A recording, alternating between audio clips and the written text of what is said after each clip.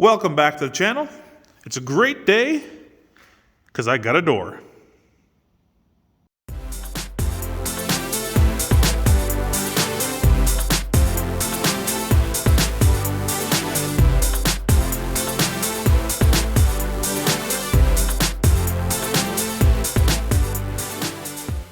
Again, welcome back, and I couldn't be happier that I got a door. And I got a lot going on, actually, because I also have soffit cut and ready to go as well, too. We'll get into that a little later, because my most important thing is to get this door in so I have a better way in and out for large tools, and the weather is changing fast. It's getting cold in the evenings. Looks like by this weekend, it's going to be down to minus 20, which is going to suck out here, but we got to get it rolling. Got all my hardware out. Gone through everything, counted it all, make sure I got enough of it all, and it's all here, and everything looks good. And I'll apologize for the little bit bad quality here. It is quite dark. I'm just using these little 60-watt low lume LED bulbs. I'm going to pick up a box of 100 watters and throw them in here, and that'll brighten it right up for this weekend. But I just want to get going on this, and my first step is to get this weather stripping slid in the bottom of the door. All right, so now with the weather stripping in, I'm just going to leave this here till I'm done. There's a little extra. These bottom brackets go on. These, you line up with the first couple holes, and this is the part that the tension wire that runs all the way to the top spring. It fits right on that little mushroom sticking out there. So we match up with the first set of holes, then we self-tap the side and the middle one, continue on both ends, and then we'll set it in place. Now when we set this in place, because the door is the same size as the rough opening, I end up putting this 2x6 all the way around. And that actually will be my door trim. A piece of fascia metal will wrap right around that nicely, and then I'll use a piece of brick molding on the outside, and it'll terminate it off nice, and I'll never have to paint it, which is always a bonus. So I got the first piece laid up there. Weather stripping's on. Both end plates, or I guess wire plates, are in. And how we go about this, once you set the first one in and get it lined up, just bend over a framing nail. That helps hold it up.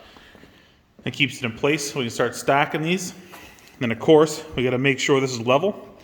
And without any supports or wedges or anything, I don't know if we can see that, but we are dead on. So I guess it's onwards and upwards. So I got the first three panels in. It's going good. And these are the nails here. I just got bent over holding it up right now. So now that I got 3 in, I am going to go and put the hinges on the first 2 sections, just because I'm worried that the middles might bow out or something. I don't want to fall down on myself. And also, now we're at the 6-foot mark, getting it up to the 8-foot. I'm definitely going to need some help to lift the other panel. So get a couple step ladders, see if the wife is able to help me, and continue on. So, because, you know, a man's got to do what a man's got to do, I ended up putting that top one on by myself. And probably the most sketchiest setup I could ever think of. As you can see, the ladder with a 2x4 kind of wedged in between 2 rungs and a little spacer, which was enough in the right height to get that other one on, so I could brace one end on and get it up there. But when I did, I could see this bottom seal starting to squish differently. So I decided to go in and get the laser level, and I'm glad I did, because this end ended up getting low by about 3/8 of an inch. But so we brought it out. I got it on this panel. It is dead on the bottom of that panel. And over here, we're on as well. I figure better to double check and be as square as I can now than getting everything all the way up in the track on and finding out we're crooked. So this next step is the top panel, and it gets this support brace put on it. What this does is it stops your upper panel from bowing and sagging Well, it's hanging at the very top there when you get your door open, and then it'll help support the other ones as it goes. But all it is a strap, equal distance. So this is a 14-foot door, so we get 56, 56, 56, all the way down there, 3 spaces. And we'll run this bar across these plates that I put in, and they get these little jack or ratcheting jack stands. You clip them in and you click, click, click, click, click, ratchet them together till you get good tension on that bar, and that'll help hold it steady. So we'll get that on. Then I'm gonna have to get the wife out here, and we're gonna try to get this last panel put up. There it is installed. Now you have to stand the panel up on its edge to put the tension on these things. It tells you to keep clicking one for one, the little ratchets, till the door makes just a touch of a bow. So I did that, and it ended up being the very last hook spot. So I'm glad that it's there. But now that it's at this point, I lay it down, this thing is solid. It's like a guitar string. But I guess that's what holds it from sagging when it's up on the roof. And there she is, all panels in. Lek came out, the wife, and we were able to slide it up there right nice with a couple step ladders and a brace board. She held it up, we got it on. I got my wheels in, and everything is lined up good. Now I know my horizontal line is perfect. Now I'm going to switch the laser level around, get it going up and down, and start getting ready for the rails. So, got my screws, all my hinges are in. So now it's time to put on the side rails. I just got these wedged in here, but because I raised that side of the door just a little bit, it was out some, I had to measure from the top of this rail down to the middle point where the laser is, get that measurement and put it over onto the other side here, because I have to lift the bottom of that rail up, that same little bit. But I'm dead on the line there that I marked, so we're good and level, so away we go. So now these are the joiner plates or brackets or whatever you want to call them. They attach to the top of the straight rail, and then the other hole is the transition part that goes to the ceiling. And this mounts in here and leg bolts to the wall. My problem is there's no stud right where this needs to go, so I need to put a lag bolt here and one up higher. So I'm going to have to cut a 2x6 and scab it in there. So I got my top rails up now, just hanging from a rope. Got the bracket on the end there just loosely, and got them finger tightened into the track splice plate and that roller plate up there on both sides.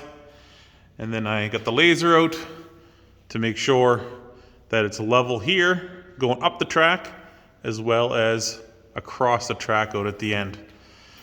Now I do have them hanging temporarily just perfectly level with the roof line.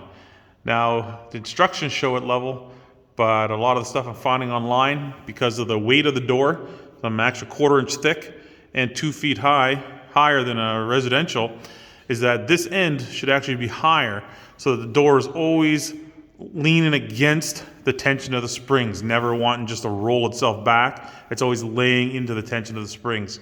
So I'm gonna have to do a little more research on that before I make this permanent.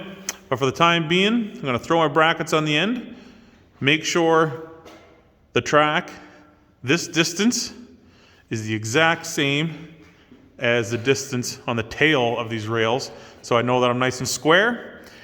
And then I'll start getting on to setting up the torsion spring.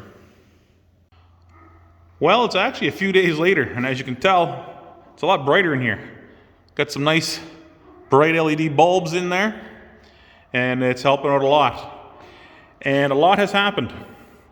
The door is complete. All the rails are leveled, both sides, tied in with sway bars. All the measurements are even, and everything is working perfect. I end up putting in the spring tension for the door, the drums, the wires, just everything that would go on a door here. What you guys don't get to see, or maybe some of you do, is my TikTok feed and my TikTok channel.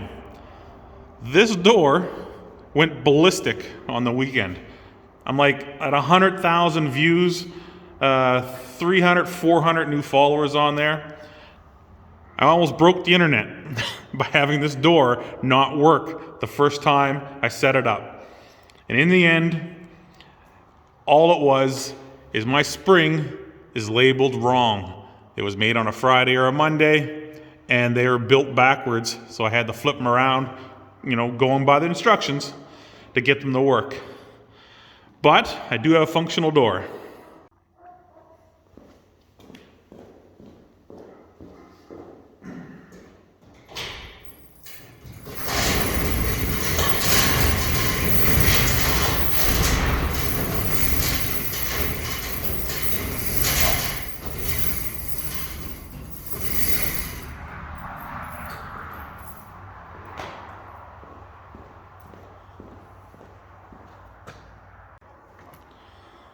And that is a beautiful sight. Wasn't so much beautiful on the Saturday when I had that whole thing together and that door only lifted a foot. And I made one little video say I need help. And then the internet went wild. So anyway, that's the door. Complete. Still got to get a man door in. Haven't even bought it yet. But that'll be coming soon. And then this thing will be locked up tight, and I'll probably start moving all my stuff in from my storage container.